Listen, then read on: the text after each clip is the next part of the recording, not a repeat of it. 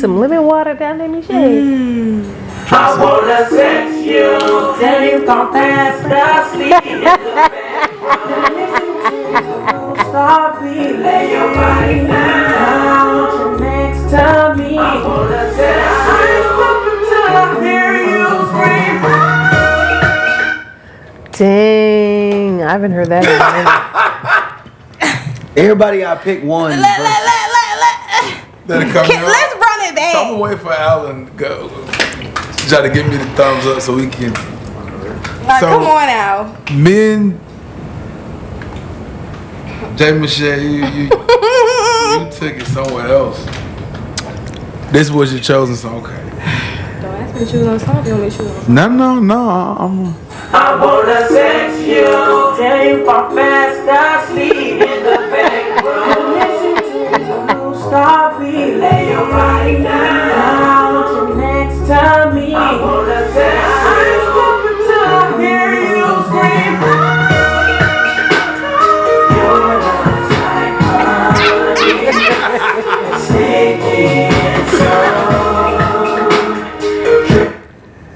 Pretty Ricky. Yeah.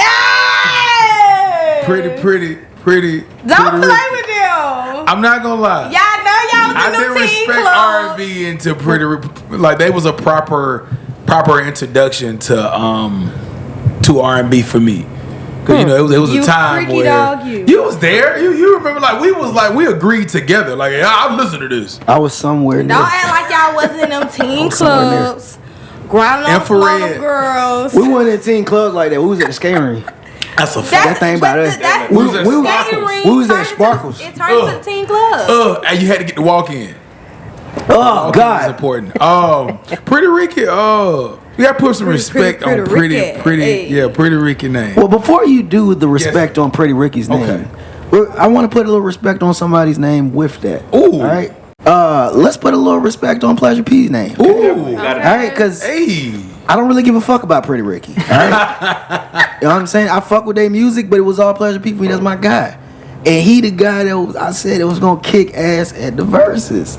Everybody that I fucked with kicked ass at the verses. I just keep thinking about Except for that, Ray man. J. Now that really hurt my feelings, because who else is singing that song if Ray J is not singing it now? I always felt like Ray J for me. Ray J was that first, like, kind of like like that little it was a time where it was like little niggas being thugs. Yep. And it was weird, but like Ray J was the first, so like it was cool for a minute. First of all, we're gonna put respect on Ray J name. Ray J a thug, bro. Like Ray J is a little weird thug with an awkward I rock with Ray J. mustache. Ray J gets busy though. Like Ray J is the gateway for the OnlyFans you guys love so much. for sure. Shout out Come to on. these flies, they out of control. I mean, out of control. Anywho. What is it about today? I don't know. They out of control. They trying to be part of the cast. They need to go Anyway, sit in the mortal portal with the entitled millennials, this is Diverse Universe. I named this episode the greatest episode. It's how I'm feeling, man. The mad scientist, partner in crime, brother with motion, always in the ocean, saying that some things need a little bit more breaking down than usual. Kid Money, how you feeling? My eye just started twitching. That means I might be stressed. That means what? I might be stressed. If your eye twitch, that means you might be stressed. Mine just started No, twitching. but mine does randomly do that too. It just started twitching. But it's just a nerve. My eye, which we were talking about, Yeah. just started, and I think that means that I'm stressed about something. And I looked into it recently because the body kind of gives you alerts Yeah, talk to me. when you gotta rest. Yeah, that's and good. I learned that lately. Like sometimes you won't sweat as much, and sometimes you'll sweat too much. You know what I'm saying? And I'm not trying to make this into a talking point, you guys. No. You go there, man. But I started seeing it, and then it just happened just now, and I'm just like, okay, maybe I'm overhyped about something. Oh, what do you? I just said, So what when you your eye said? twitch, that means you overhyped or you need rest. Well, from what I'm hearing, is nerves, like she said.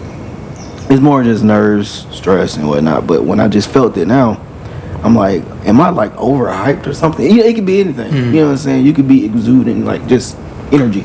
But are you stressing? Is an important that was question. another question I was gonna ask myself. We I wasn't even gonna throw that in the podcast. Are you stressing? I don't think I'm stressing, but I've been stressed. Yeah, you've been stressed. Gotcha. Hurt. Jay Michelle, how you feeling? The smoothest, the coolest.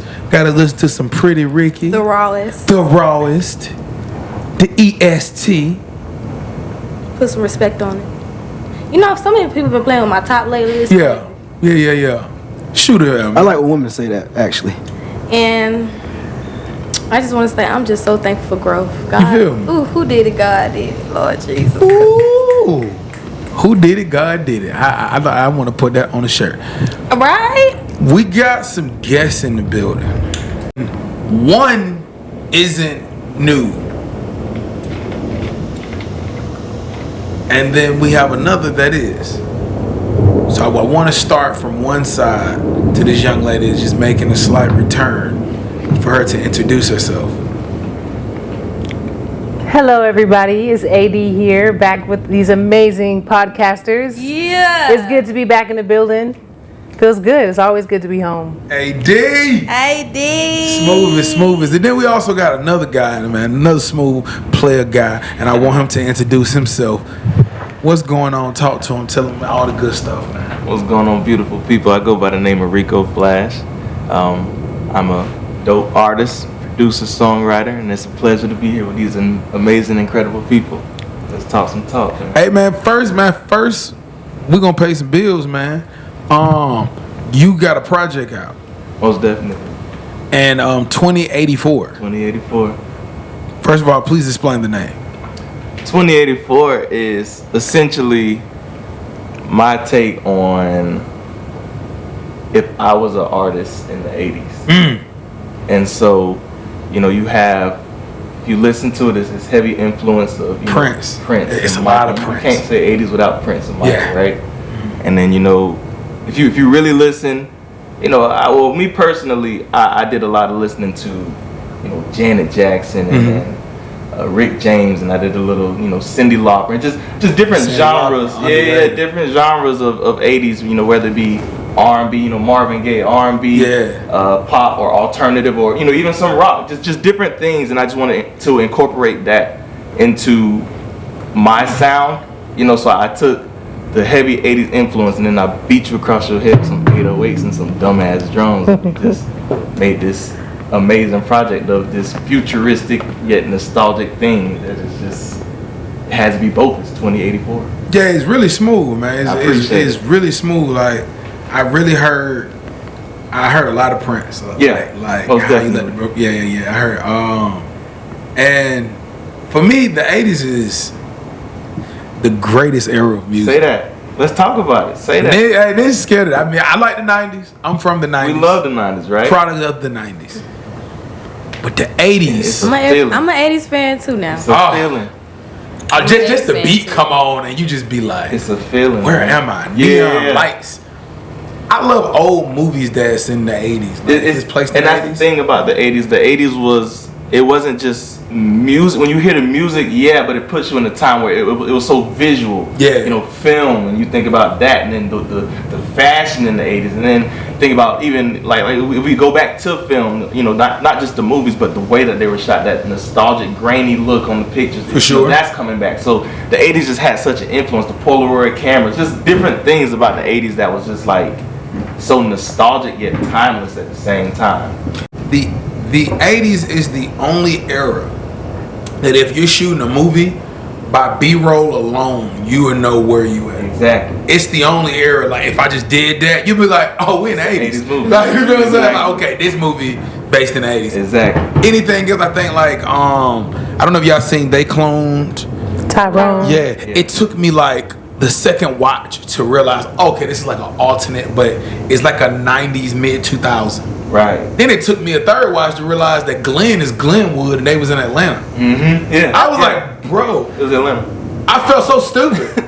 It took me a couple of watches too, but yeah, I realized it was Atlanta. I was like, Them niggas in Atlanta. It's Glenwood, Makes but they sense. call it the Glen. Yeah. Just very confusing, man. We got a great show today, man. We got a lot of stuff happening, man. And I want to throw this out there.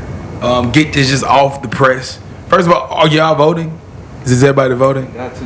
Yes. Oh, he said we got to, kid. I don't He vote. said we got to. You guys know I don't vote. I don't do that bullshit. But I will tell you guys this. There's always one. I support everybody else voting because getting up and doing something, at least you're not doing nothing. You know what I'm saying? What? Okay. At least you're not doing nothing. But that's what's up. But know like what you I'm don't saying? vote. Who me? No, I don't vote. I don't vote. I don't play the race. I think that it's pretty cool to see everybody else do it. Especially how many great presidents that we've had. That means if we made a bet of how many people picked the right president, how many times did that bet work? Can anybody answer that? So how many times did the right one? Or Yeah. Who picked the right one, the one that everybody loved? I love Barack. Black Do man. you though? I do, and you know I do. Black man. You know I do. Do you believe in all the transgender stuff that's going on? Why I just can't love Barack? Dang. I mean, so that's what I'm Why saying. he just decided So he just a I nice, love that you genuine, good guys, person. you guys like the person, but when they come into office and you realize what they agreed upon, and then you're complaining about it now. Oh, they shouldn't be going into our restrooms. Oh, men shouldn't be fighting women. And but Did she who's- say that though? I'm not saying her. I'm saying in general, just people in general. Where But- are those people? Does anyone here feel that way About what? about transgender people?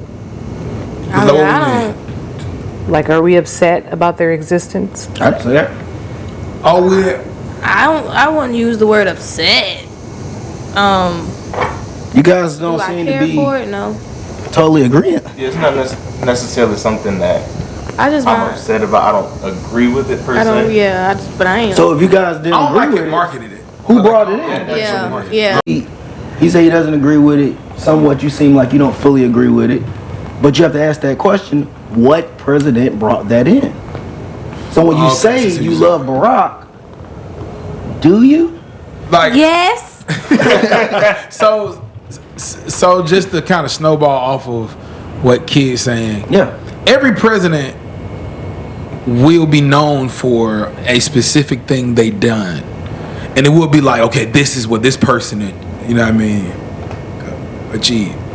So when we get down to Barack, what Barack will be known for is passing gay marriage. Nothing else. Obamacare didn't last long. Everything that he did and fought for, it didn't make it. So his thing is that. So I guess that's what he's saying. He ushered in the situation where we're in now. Would we probably would have been here regardless? Yes, but I do think that was by design. By the time. Of course, I feel like George Bush, he ushered in just chaos. Like, I feel like once he got into office, the news started being less credible. And from that point on, like, you remember, news was facts. Like, you looked at the news like it was. But then Obama years was the first time I was like, damn, like, the news is tripping. How'd your kids? How'd your wife? Yeah. What the fuck? So that's. This is like the study for me doing. Can I ask another one with it, though? Yeah. Let me ask you this. All right, because I know you might have the answer for this. Not a definitive answer, but did anybody support Black Lives Matter? No. What's your definition of support? Support what they stood for. I mean, like, what's your definition? Like, going out campaigning, meeting them for going with their meetings? Like, Protest. what's your definition of support? Like, I align myself with their ideals, Yes. follow them on Facebook, like, You align yourself any with that. level of support? Yeah. Well, what I would say in terms of the movement for Black Lives Matter, I do agree with that statement that Black Lives Matter. In terms of the movement, I've seen the flaws. So I'll leave it at that. So the person who funded Black Lives Matter is a millionaire, probably billionaire by now, by the name of George Soros, right? He also funds another candidate by the name of Kamala Harris.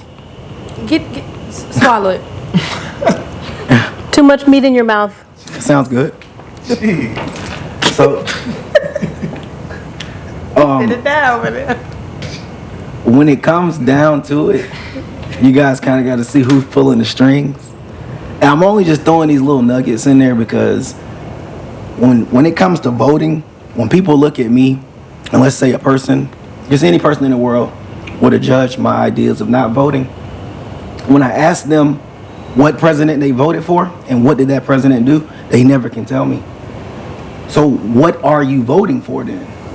Are you voting for your favorite personality? Because if no one can tell me what a president has done that they agreed with, that seems like the system's flawed. My own. This is my thing where I'm taking away from what you're saying, and I'm going to just stay with black people. I think we run away from the conversation. Like, we do need to know why we vote and what we are voting for. Mm-hmm. We don't need to be so emotional with everything we do. We emotional with how we work. We emotional with how we wash our car. We emotional with who we choose to play in our hair. We emotional with everything. Everything is by emotion. So if you're going to vote, something's going to have to be a little bit more logical.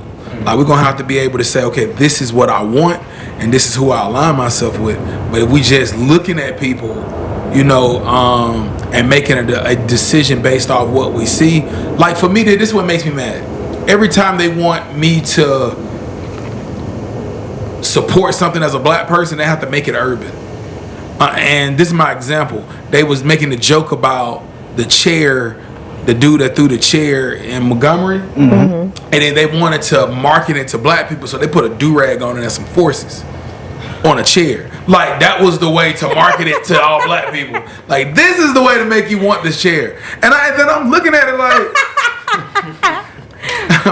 why? Like, why? Like, why do you think I'm so stupid enough that I can't make a decision unless you do something? You feel what I'm saying? Like, why is your, like, because when somebody try to sell something to you, what they think of you is how they'll sell it to you. You know what I mean? And so that's something to be cautious of. Like, your favorite commercials tell a lot about you. You just don't notice it.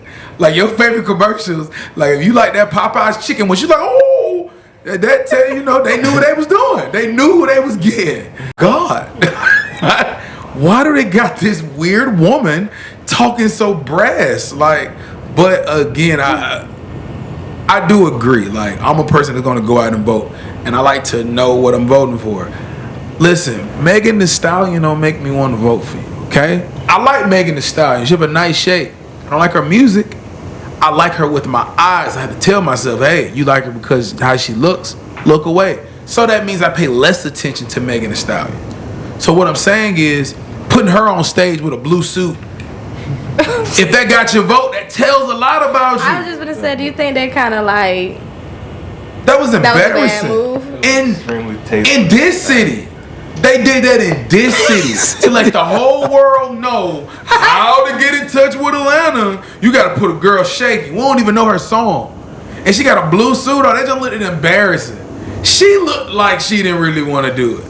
She probably did, but that's what you sell to us, because that's what they think we are. They think we like, I'm voting for Camilla. You want that red she cool with. She ready for like a... So that's I do agree. We do have to realize she dropped her policies. Everybody like her policies? Like, do you like her policies? Like, wait, what was your question? So Carmella just dropped her policies. She just dropped what? I got that text message. Yeah, and I always think, is it doable?